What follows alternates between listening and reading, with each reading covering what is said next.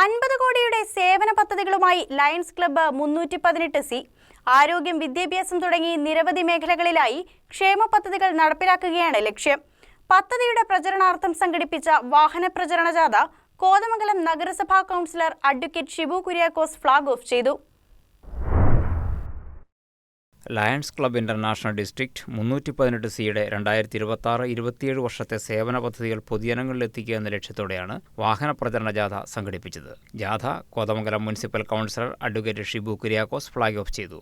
Installation ceremony നടക്കുന്നതിൻ്റെ ഭാഗമായി lions club ചെയ്യുന്ന പ്രവർത്തനങ്ങൾ ജനങ്ങളെ അറിയിക്കുക എന്ന ലക്ഷ്യവുമായി 318സിയുടെ എല്ലാ ഘടകങ്ങളിലും ഇന്ന് ഈ വാഹന പ്രചരണ ജാഥ എത്തുകയാണ്.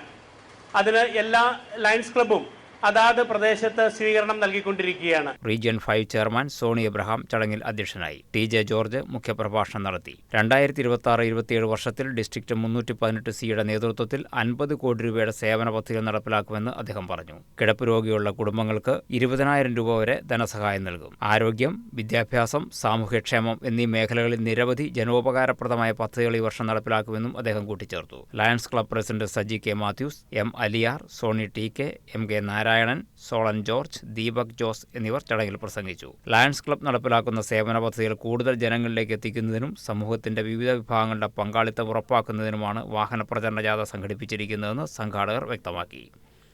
News desk KCV news.